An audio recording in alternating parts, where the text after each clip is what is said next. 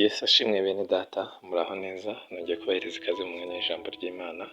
Reka dutangire dusenga. Mana nziza y'urukundo n'imbabazi, tugushimiye kuduhaye amahirwe yo kongera kumva ijambo ryawe.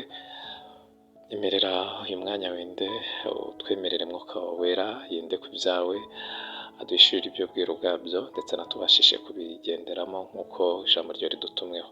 Tubisabye Imana twizeye mu izina rya Yesu Kristo, amen.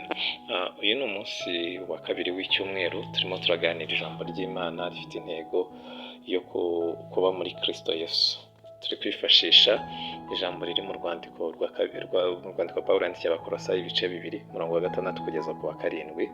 Ejo twavuze ku kugendera muri Kristo, uyu munsi turaza kuvuga ku gushorera imizi muri we. Hirya yo kugendera muri we, twongeraho no gushorera imizi muri we. Imana tugirire neza. Reka dusome Abakolosayi 2:6 nanditse ngo nuko rero nk'uko mwakiriye Kristo Yesu umwami wacu, aba ariko mugendera muri we, mushoreye imizi muri we kandi mwubatswe muri we, mukomejwe no kwizera nk'uko mwigishijwe, mufite ishimwe ryinshi risesekaye. Imana tugirire neza. Nk'uko nari mbivuze, uyu munsi turaza kuvuga gushorera imizi muri Kristo Yesu. Hari igihe igiti bagitera mu murima ariko cyo kigahitamo gushorera imizi hanze y'uwo murima. Donc umuntu akaba afite parcelle wenda runaka, reka tuyite A. Muri ya parcelle yitwa A agateramo igiti, ariko ugasanga igiti cyashoye imizi kirenga imbibi za wa murima, kijya hanze y'umurima, kiba ariho kijya kuvoma. Uko niko hari n'abantu bageze muri Kristo Yesu, baramwakiriye rwose nk'umwami wabo n'umukiza, ariko bamaze kumwakira ntibafata ubuzima bwabo ngo babushorere muri we, ahubwo bakajya bajya hanze ye, bakajya bagira ibyo bajya kuvomayo. Bakajya kuvomayo terme zitari izo muri Kristo Yesu, no kuvuga imvugo zitari izo muri Yesu. Bageze muri Kristo Yesu bamwakiriye, ariko ntibanyuzwe n'ibyo muri we, ahubwo barenze imbibi bajya kuvoma ibintu byo hanze ya Yesu. Bakavomayo imvugo zitari za Yesu, bakavomayo imico itari ya Yesu, bati ntibigezweho.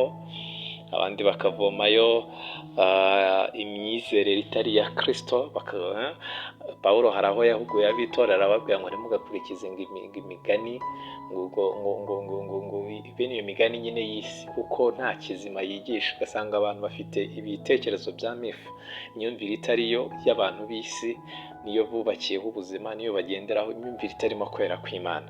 Akaba ari byo bajya kuvoma aho hanze.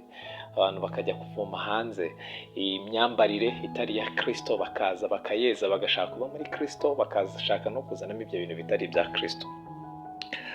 Ikintu kibaho rero ni uko iyo uzanye ibyo bintu uhinduka nk'uruvange. Imana tugirire neza. Ntabwo ubasha kwera imbuto zikwiye abantu batewe mu murima wa Kristo Yesu.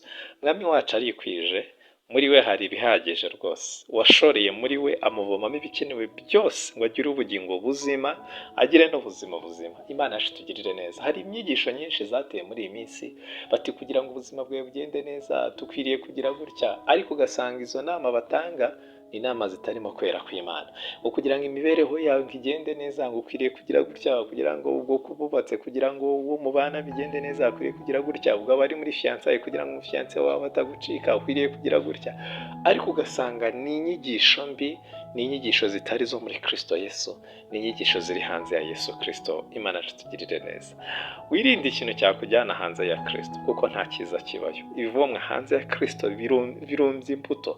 Umuntu wese uvoma ibyo bintu hanze, yaba inyigisho, yaba imico, yaba imitekerereze, yaba imvugo, even n'imyambarire, reka tuvuge guhera n'uburyo wita ku musatsi kugeza no ku buryo wita ku nzara, n'ukuntu ubana n'abandi. Donc ibintu byose uvomye hanze ya Kristo Yesu bituma utera imbuto uko bikwiriye. Nubwo kaba ari akantu gato nk'uko nari mbivuze, uko umuntu aca inzara, ariko bikaba ari ibintu wakomoye hanze ya Yesu Kristo.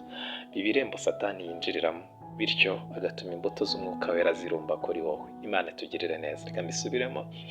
Ibintu byose wavomye hanze ya Yesu Kristo, yaba imvugo, yaba imico, yewe kugeza no ku buryo urwara nitwo tuntu dutoya hari tuba ku musatsi, tuba ku muntu w'umuntu, two n'umusatsi, n'utwo tuntu n'uburyo abantu batwitaho, bibaye uburyo twitaho ari ibyo ukomora hanze ya Yesu Kristo.